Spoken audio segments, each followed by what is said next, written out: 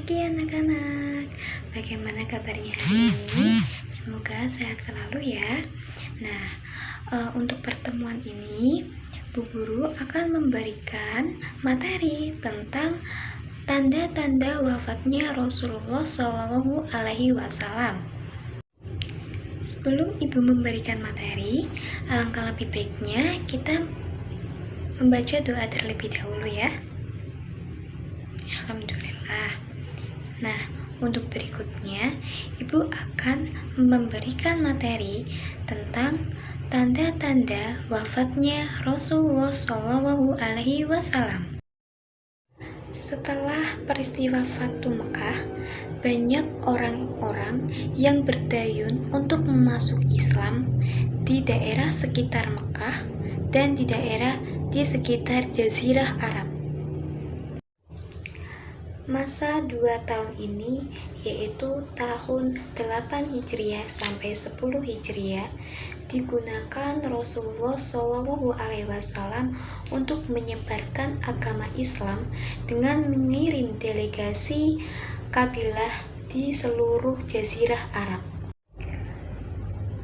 Bahkan pada masa ini, Rasulullah Shallallahu Alaihi Wasallam melakukan peperangan dengan kerajaan Romawi yang bekerja sama dengan kaum Yahudi dalam perang Tabuk. Pada tahun 10 Hijriah, Rasulullah melakukan haji yang disebut dengan Haji Wada.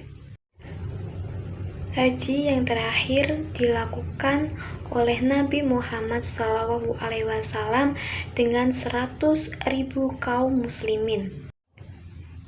Di depan mereka, Rasulullah SAW memberikan pidato yang sangat menyentuh hati para kaum muslimin.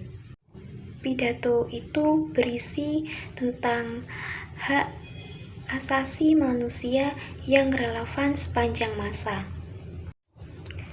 Dalam khutbah Haji Wada sebelum Nabi Muhammad SAW meninggal, beliau telah menetapkan dasar-dasar bagaimana berbangsa dan bernegara yang baik, yaitu yang pertama, persaudaraan Islam, persamaan derajat dan bermusyawarah.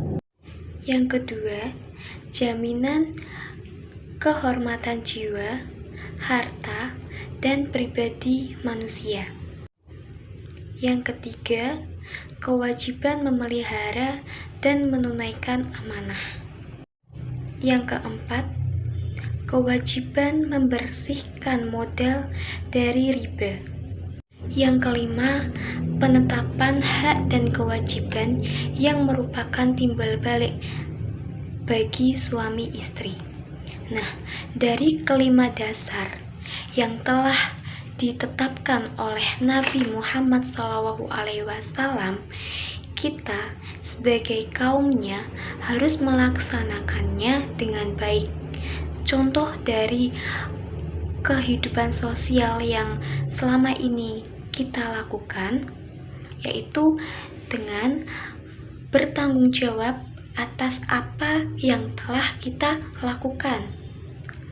Semisal kalian meminjam pensil atau meminjam pulpen kepada teman kalian, berarti kalian itu harus bertanggung jawab untuk mengembalikannya dan bertanggung jawab pula agar barang-barang itu tidak rusak sedikit pun. Pada saat itu, Nabi Muhammad SAW melakukan peperangan untuk melawan kaum Balqa, yaitu Yordania.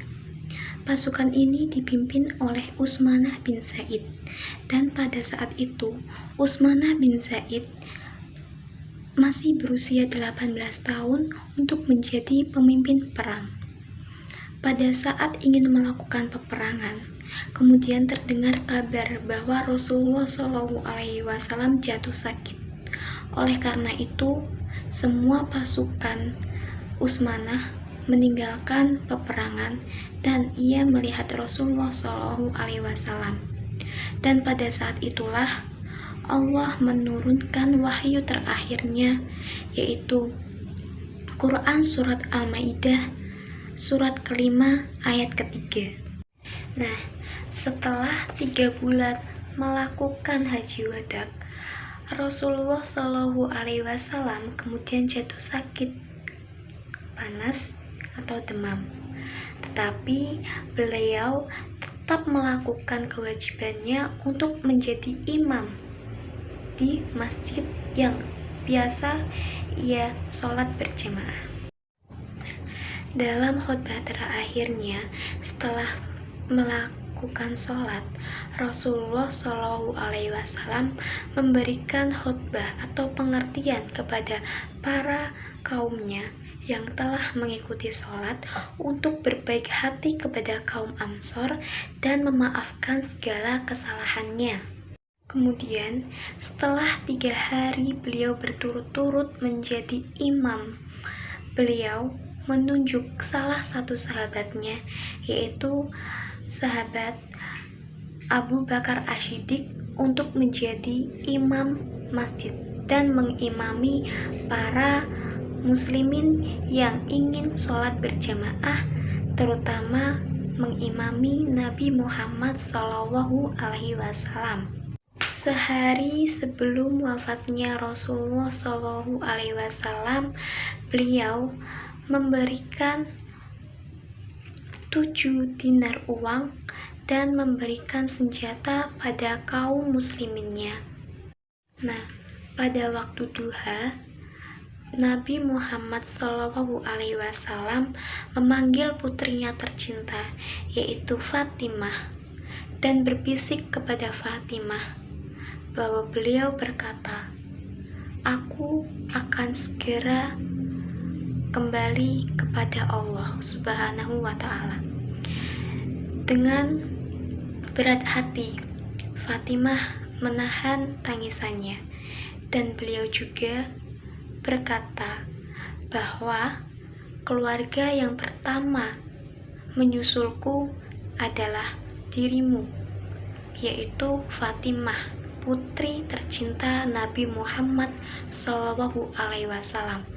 Setelah mendengar kabar itu, Nabi Muhammad SAW memanggil para cucu-cucunya dan istrinya dan keluarganya untuk berpamitan. Dan beliau memberikan wasiat kepada mereka agar tetaplah bertaubat dan tetaplah menjaga sholat. Setelah beberapa saat kemudian, hembusan nafas terakhir Nabi Muhammad SAW pun tiba. Dan Nabi Muhammad SAW telah kembali kepada sang pemiliknya, yaitu Allah Subhanahu wa Ta'ala. Rasulullah SAW yang merupakan manusia pilihan Allah Subhanahu wa Ta'ala dengan segala keteladanannya dan cinta kasihnya kepada seluruh umatnya, beliau menghembuskan nafas terakhir pada hari Senin 12 Rabiul Awal tahun 11 Hijriah atau bertepatan dengan tanggal 8 Juni 632 Masehi.